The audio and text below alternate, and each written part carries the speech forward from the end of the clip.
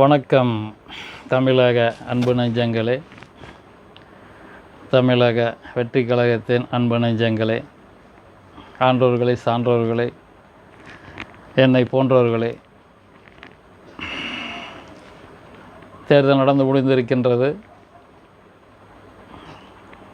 நாளைய தமிழக ஆட்சியை அமைப்பது யார் என்ற தீர்ப்புக்காக அனைவரும் காத்திருக்கின்றோம். அப்படி காத்திருக்கும் வேளையில் நமது நாளைய தமிழக ஆட்சியாளர்கள் இப்படி ஆட்சி செய்தால் நல்லா இருக்கும் என்ற கோணத்தில் நாம் இந்த காணொளியை வெளியிடுகின்றோம். இதற்கு தலைப்பு நாளைய தீர்ப்புகள் திருத்தப்படும் பொழுது என்று தலைப்பு கொடுத்திருக்கின்றோம். முதல்ல 1லிருந்து தொடங்கணும், இல்லைன்னா சைபர்லேருந்து தொடங்கணும். இந்த சைபரும் 1க்குள்ளாரையும் பூராமே அடங்கிடும். நம்பர் 1 அப்படிங்கிறதும் நம்பர் சைபர் அப்படிங்கிறதும் பொதுமக்களும் நாட்டை ஆட்சி செய்தவர்களும் ரெண்டும் நேர்பார்வையில் இருந்ததுன்னா மீதி நம்பர்லாம் ஒன்றா அடங்கிடும். ஏற்கனவே நம்ம ஒரு விஷயத்தை சொல்லணுன்னு இருந்தோம், அதுக்கு முதல்ல சொல்லிடுறோம். ஏற்கனவே போட்ட வீடியோ வாக்குப்பதிவுக்கு முன்னாடி இறைமை டிவியில் நாளைய முதல்வர் யார் தமிழகத்துக்கு அப்படின்னு சொல்லி ஒரு காணொளி போட்டிருக்கோம். அதில் இப்போ 1.5 லட்சம் பேருக்கு பக்கம் அந்த வீடியோவை பார்த்துருக்காங்க. 1000 பேர்த்துக்கு மேலே லைக் பண்ணியிருக்காங்க. சில மோசமான கமெண்ட்ஸும் வந்திருக்கு. அதை பற்றி நம்ம வருத்தப்பட்டோம்னா நம்ம கருத்துக்களை நம்ம சொல்ல முடியாது. அவங்களுக்கு சொல்ல வேண்டியது தொலைபேசி எண்ணை நாம் கொடுக்குறோம். இப்போ இதில் நீங்கள் தாராளமாக கேட்டு உங்கள் சந்தேகத்தை போக்கிக்கலாம். விமர்சனம் அப்படிங்கிறது எல்லாத்தையுமே விமர்சனம் பண்ணுறாங்க. அன்னை தெரசாவை விடவா விமர்சனம் பண்ணிட்டாங்க, முதலமைச்சரையும் திட்டுறாங்க.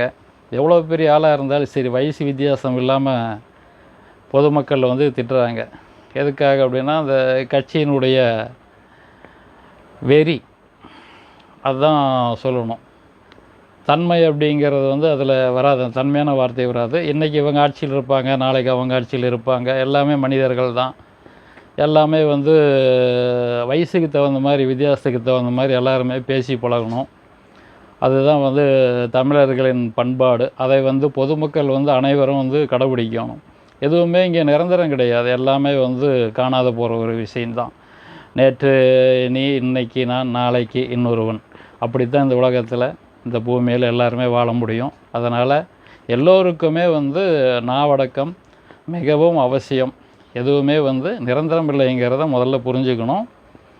நமக்கு இப்போதைக்கு தேவையான இந்த டாபிக் என்னன்னு பார்த்தீங்கன்னா, நிரந்தரமான ஒரு தமிழக முதலமைச்சர், மக்களுக்கு நிரந்தரமாக ஒரு முதலமைச்சர் இப்போ தேர்ந்தெடுக்கிறக்கோசரம் இந்த எலெக்ஷன் நடந்திருக்கு. அது நடக்கும் அப்படின்னு நம்புகிறோம். நாளைக்கு இவங்க ஆட்சி அமைத்தால் அது அதிமுகவோ திமுகவோ அல்லது தமிழக வெற்றி கழகமோ, அனைவருக்கும் சொல்ல வேண்டிய விஷயம் ஒன்றுதான். இதுவரை முதல்வர்கள் எப்படி இருந்தார்களோ தெரியாது, மந்திரிகள் எம்எல்ஏக்கள் எப்படி இருந்தார்களோ தெரியாது. ஆனால் இப்படி இருந்தால் நல்லா இருக்கும் என்று நான் கருத்து கூறுவதற்கு எனக்கும் உரிமை உள்ளது, இந்த நாட்டின் சிட்டிசன் என்ற முறையில். அதற்காக ஒரு பட்டியலை சொல்லுகிறேன்.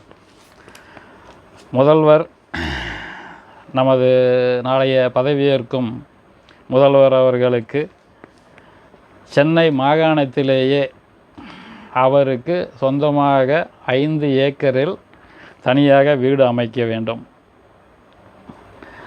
இது ஒரு முதல்வருக்கும் எம்எல்ஏக்களுக்கும் எம்பிக்களுக்கும் மந்திரிகளுக்கும் இது அந்தந்த மாவட்டத்தில் அந்தந்த தலைநகரில் இருக்க வேண்டும். முதல்வருக்கு நகரில் குறைந்தபட்சம் 5 ஏக்கரில் வீடு மற்றும் விவசாய தோட்டம். விவசாயத்திற்கு அங்கு ஆட்களை பணி நியமனம் செய்ய வேண்டும். முதல்வரின் 5 ஏக்கர் தோட்டத்தில் விவசாய நிலம் கண்டிப்பாக அவருக்கு வீடு, விவசாய நிலம் கண்டிப்பாக இருக்க வேண்டும். அங்கு விவசாயத்திற்கு ஆட்களை நியமிக்க வேண்டும். அவர் அரசு அலுவலராக அந்த விவசாயி அங்கு பணிபுரிய வேண்டும். யார் முதல்வராக அங்கு இருந்தாலும் அங்குதான் அது வசிக்க வேண்டும். அரசு அலுவல் போக முதல்வராக இருந்தாலும் சரி, யாராக இருந்தாலும் சரி, அரசு அலுவல் போக மீதி நேரத்தில் அந்த தோட்டத்தின் பராமரிப்பு வேலையில் ஈடுபட வேண்டும். இதே முன்மாதிரி தமிழகம் முழுவதும் மந்திரிகளுக்கும், அமைச்சர்களுக்கும், எம்எல்ஏக்களுக்கும் அனைத்து தொகுதிகளிலும் அரசு நிலங்களில், அரசு பணத்தில் ஆட்சிகள் மாறினாலும், காட்சிகள் மாறினாலும், கட்டமைப்புகளும், கட்டடங்களும், சட்டங்களும் மாறக்கூடாது. இந்த திட்டத்திற்கு ஒரு பெயர் இருக்கிறது. இந்த திட்டத்தின் பெயர் சர்க்கார் தோட்டம். இந்த திட்டத்திற்கு பெயர். சர்க்கார் கட்டுப்பாட்டிலேயே இந்த தோட்டம் இருக்க வேண்டும். இது இன்றைய காலத்தில் இருப்பவர்களுக்கு இது தெரியாது. சர்க்கார் தோட்டம் என்றால் தெரியாது. அது இருந்திருக்கிறது. மேட்டூரில் 1965 நான் எனது தாயுடன் சென்று சர்க்கார் தோட்டத்தில் காய்கறிகளை வாங்கி வந்திருக்கின்றேன். அதுபோலத்தான் இங்கே சர்க்கார் வேலை செய்யும் அனைவரும் அந்த சர்க்கார் தோட்டத்தில் அமைந்திருக்க வேண்டும். நாடு உயரவும், நாட்டு மக்கள் நலம் உயரவும் அயராது பாடுபடும் முதல்வருக்கும், அமைச்சருக்கும், எம்எல்ஏவுக்கும் அவரவர் குடும்ப உறுப்பினர்களை கருத்தில் கொண்டு மன நிறைவான ஊதியமும், மருத்துவ சேவையும், அரசுக்கு சொந்தமான வாகனமும், தீபாவளிக்கும் பொங்கலுக்கும் அவரவர் மத திருவிழாவிற்கும் போனஸுடன் விடுமுறை வழங்க வேண்டும். குறுக்கு வழியில் இவர்கள் செல்லாத வரை இவர்களுக்கு ஒதுக்கப்பட்டுள்ள தோட்டத்தில் விளையும் பயிர்களும், காய்கறிகளும், இவர்கள் உண்டது போக மீதமுள்ள அனைத்து உணவு பண்டங்களையும் அரசுக்கு கணக்கு தெரிவித்துவிட்டு அந்தந்த தொகுதி, சட்டமன்ற தொகுதி ஏழை மக்களுக்கு தானமாக வழங்க வேண்டும்.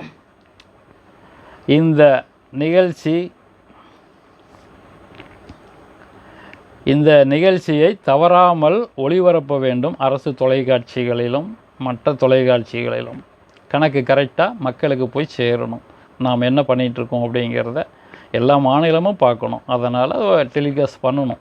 ஒவ்வொருத்தருக்கும் காய்கறி இலவசமாக நம்ம கொடுத்துட்ருக்கும்போது அந்தந்த தொகுதியில் அந்தந்த வேட்பாளர் என்ன செஞ்சிகிட்ருக்காங்க அப்படிங்கிறது அந்த மக்களுக்கு தெளிவாக தெரியணும். நாட்டுக்கு அது தெரியணும். நானும் ஒரு நல்ல விவசாயி என்றும், நானும் இந்த நாட்டின் முதுகெலும்பு தான் என்றும், நானும் ஒரு சராசரி உழைப்பாளி தான் என்றும் தமிழ்நாட்டு மக்களுக்கு மட்டுமல்லாது அகில உலகத்திற்கு எடுத்துக்காட்டாக நமது அரசு ஊழியர்கள் திகழ வேண்டும். இது உங்கள் தேகத்திற்கும், மனதிற்கும், ஆயுளுக்கும் உத்தரவாதம் அளிக்கும் சிகிச்சை முறையாகும். முடிந்தால் புண்ணிய கணக்கையும் இதனுடன் சேர்த்து கொள்ளுங்கள், உங்களுக்கு தேவைப்பட்டால் மட்டும். நமது அரசு பாடநூல் திட்டத்தில் குல்லா வியாபாரிகளும் குரங்குகளும் கதை ஒன்று இருந்தது. அதுபோலத்தான் நமது அரசு முன்மாதிரியாக திகழ வேண்டும். நல்ல வழிகாட்டுதலுக்கு இந்த காலத்தில் அந்த பாடத்தை யாரும் படித்திருக்க வாய்ப்பில்லை. தெரியாதவர்கள் தொலைபேசியில் கேட்டு தெரிந்து கொள்ளுங்கள். அந்த குல்லா வியாபாரியும் குரங்குகளும் என்ற கதை 1ஆம் வகுப்பில் வந்தது. நீங்கள் ஒரு நல்ல விதையை இந்த மண்ணிலும் மக்கள் மனதிலும் போட்டால் அது 100 மடங்காக பெருகி வளம் தரும் என்பதில் ஒரு சந்தேகமும் இல்லை. அதுவே ஒரு தீய விதையாகவும் சுயநலமான திட்டங்களையும் விதைத்தால் இந்த நாடும் நாட்டு மக்களும் நாசமாகத்தான் போவார்கள் என்பதில் துளியும் மாற்றமில்லை. திட்டம் 1 நிறைவு பெற்றது. இந்த காணொளியில் மீண்டும் தொடருவோம். மீதம் 99 திட்டம் தயாராக இருக்கிறது. அடுத்த காணொளியில் மீண்டும் தொடருவோம். உங்கள் ஆதரவு தொடர்ந்தால் அடுத்த வீடியோ காவல்துறை சட்டம் ஒழுங்கை பற்றி 2வது காணொளியாக வழங்கவிருக்கின்றோம். நன்றி, வணக்கம். அன்பே அகிலம் அருள்வாக்கு சித்தர் பீடத்திலிருந்து திருமுருக அடிகளார் மூசா அன்பழகர், ஈரோடு. எனது தொலைபேசி எண்கள் 822 011 40 57. தொடர்பு கொள்ளுங்கள். அனைத்து நண்பர்களும் இதை இறைமை டிவியில் ஒளிபரப்பினாலும், அப்படி முடியவில்லை என்றால் நமது பஞ்சபூதங்களின் அமர்க்களம் என்ற சேனலில் ஒளிபரப்பினாலும் நீங்கள் பார்த்துவிட்டு அதை லைக் செய்து சப்ஸ்கிரைப் செய்து வைத்துக் கொள்ளுங்கள். நிறைய உங்களது கேள்விகளுக்கு பஞ்சபூதங்களின் அமர்க்களம் என்ற யூடியூப் சேனலில் நிறைய காணொளிகள் இருக்கின்றது. அதில் நீங்கள் நிறைய விஷயங்களை தெரிந்து கொள்ளலாம். நீங்கள் கேட்கும் கேள்விகள் நிறைய இந்த நாட்டின் சமுதாய சீர்திருத்த பணிக்காக நீங்கள் எதிர்பார்க்கும் பொதுமக்கள், நல்ல பொதுமக்கள் எதிர்பார்க்கும் நிறைய கேள்விகளுக்கு பஞ்சபூதங்களின் அமர்க்களம் என்ற யூடியூப் சேனலில் உங்களுக்கு பதில் தயாராக இருக்கின்றது. எல்லோரும் அதில் பார்த்து தெரிந்து கொள்ளுங்கள். நன்றி, வணக்கம்.